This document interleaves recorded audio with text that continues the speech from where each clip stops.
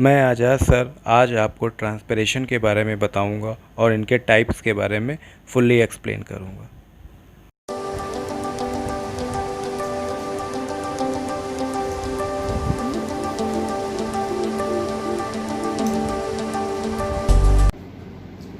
Hello student, आज हम बात करते हैं ट्रांसपिरेशन टॉपिक की। तो ट्रांसपिरेशन टॉपिक जो है ये 3 मार्क्स का आता है।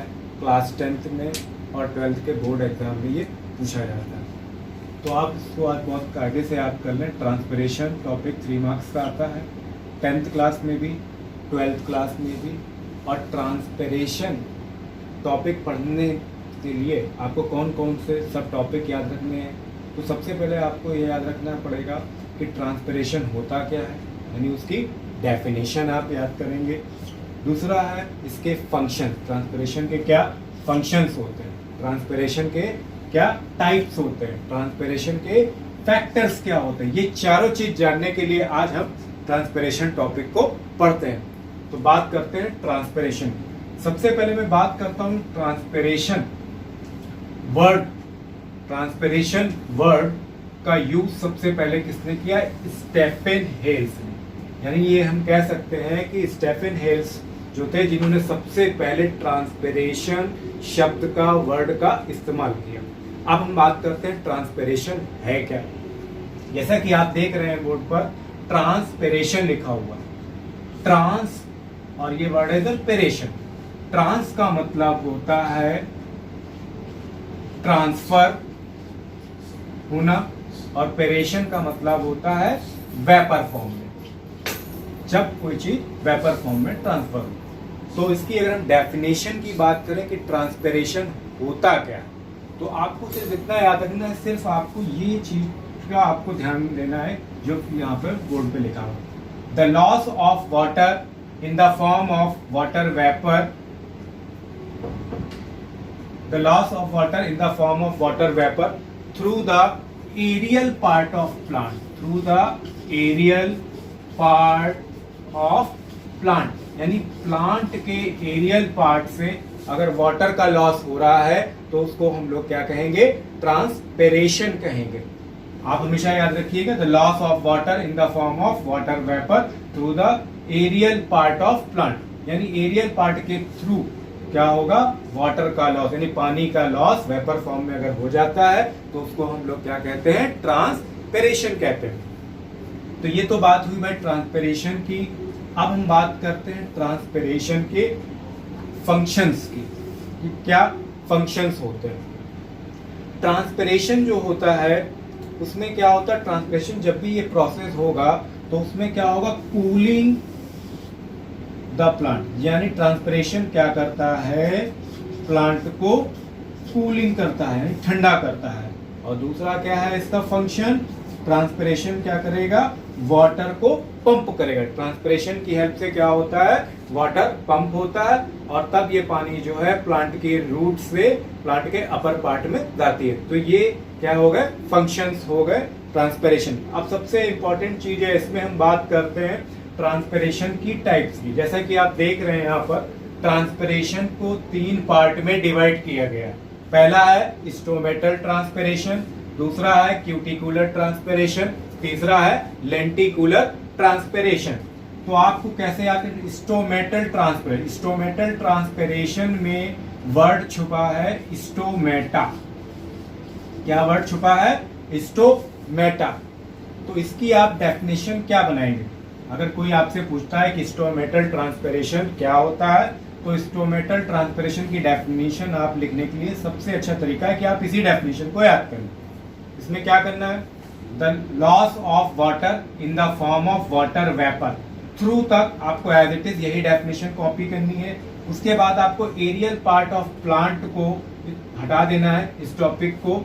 इसको जब आप हटा देंगे एरियल पार्ट ऑफ प्लांट को, तो यहां पर आपको एक वर्ड जोड़ना है, the loss of water in the form of water vapour through the. अगर हम स्टोमेटा जोड़ देंगे, थ्रू द स्टोमेटा जोड़ देंगे तो ये डेफिनेशन हो जाएगी किसकी? स्टोमेटल ट्रांसपिरेशन की, तो उसकी डेफिनेशन क्या बनती है?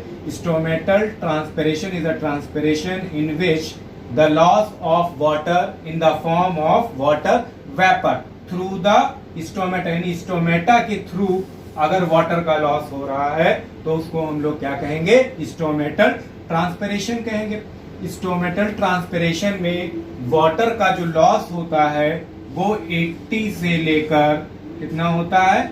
90% तक प्लांट में पाया जाता है। तो इसी को हम लोग क्या कहेंगे? Stomatal transpiration. बस आपको इतना याद रखना है, स्टोमेटा के थ्रू अगर वाटर का लॉस वेपर फॉर्म में हो रहा है तो उसको हम लोग क्या कहेंगे? स्टोमेटल ट्रांसपिरेशन कहेंगे। अब बात करते हैं हम लोग क्यूटिकुलर ट्रांसपिरेशन। क्यूटिकुलर ट्रांसपिरेशन में वर्ड छुपा है क्यूटिकल, यानी क्यूटिकल की वजह से क्या होता है? क्यूटिकुलर ट्रांसपिरेशन बना है। अब क्यूटिकुलर ट्रांसपिरेशन की अगर हम लोग डेफिनेशन की बात करें तो किसकी डेफिनेशन क्या होगी? Cuticular transpiration is a transpiration in which the loss of water in the form of water vapour through the, अब थ्रू द क्या कर देंगे? थ्रू द क्यूटिकल लिख देंगे, through the cuticle, through the cuticle लिख देंगे तो ये डेफिनेशन हो जाएगी क्यूटिकुलर ट्रांसपिरेशन की। तो एक बार मैं फिर से बताता हूँ क्यूटिकुलर ट्रांसपिरेशन क्या होता है। Cuticular transpiration is a transpiration, और इसमें आपको सिर्फ ये लैंग्वेज आपको ऐड कर देनी है। तो आप क्या डेफिनेशन लिखेंगे? Cuticular transpiration is a transpiration in which the loss of water in the form of water vapour through the cuticle, यानी क्यूटिकल के थ्रू वाटर का लॉस हो रहा है। तो ये डेफिनेशन हो जाएगी क्यूटिकुलर ट्रांसपिरेशन की। क्यूटिकुलर ट्रांसपिरेशन में वाटर का जो लॉस होता है वो कहा जाता है 1 से लेकर 8%, यानी 1-8, यानी 1 से 8% तक वाटर का लॉस होता है क्यूटिकुलर ट्रांसपिरेशन में। अब बात करते हैं इसके थर्ड टाइप की, लेंटिकुलर ट्रांसपिरेशन। लेंटिकुलर ट्रांसपिरेशन में क्या होता है? लेंटिसिल वर्ड याद रखिए, यानी लेंटिसिल के थ्रू वाटर का लॉस होता है। तो इसकी डेफिनेशन क्या हो जाएगी?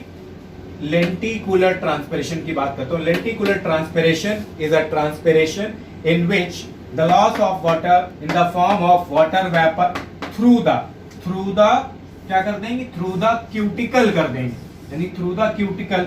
तो इसमें थ्रू द लेंटिसिल कर देंगे, इसमें थ्रू द लेंटिसिल, यानी लेंटिसिल के थ्रू क्या होगा? वाटर का लॉस होगा। तो इसकी डेफिनेशन क्या हो जाएगी? Lenticular transpiration is a transpiration in which the loss of water in the form of water vapour through the lenticel, यानी लेंटिसिल के थ्रू अगर हो रहा है तो वो क्या कहलाएगा? वो कहलाएगा लेंटिकुलर ट्रांसपिरेशन।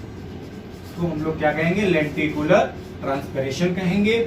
और जब वाटर का लॉस क्यूटिकल के थ्रू होगा तो उसको हम लोग क्या कह देंगे? क्यूटिकुलर ट्रांसपिरेशन बोल देंगे। इसी तरह हम स्टोमेटा में क्या करेंगे? स्टोमेटा के अगर थ्रू होगा तो वो क्या कहलाएगा? हमारा स्टोमेटल ट्रांसपिरेशन कहलाएगा। ये तीनों टाइप से, और इन तीनों टाइप्स की ये मैंने आपको डेफिनेशन बताई। अब नेक्स्ट है इसमें फैक्टर्स की हम लोग बात करते हैं। फैक्टर्स ज्यादा नहीं है, सिर्फ आपको 4 फैक्टर्स आपको याद रखने हैं। यानी ये याद रखिए, टेम्परेचर अगर इंक्रीज कर रहा है, टेम्परेचर क्या है? अगर इंक्रीज कर रहा है तो ट्रांसपिरेशन भी क्या होगा? वो भी इंक्रीज होगा। अगर टेम्परेचर बढ़ रहा है तो ट्रांसपिरेशन भी बढ़ेगा। इसी तरह ह्यूमिडिटी में सिर्फ आपको ये थोड़ा सा अलग है, इसको याद रखना है। ह्यूमिडिटी डिक्रीज होती है तो क्या होता है? ट्रांसपिरेशन इंक्रीज होता है, ये आपको याद रखना है। ह्यूमिडिटी डिक्रीज होगी तो ट्रांसपिरेशन इंक्रीज होगा।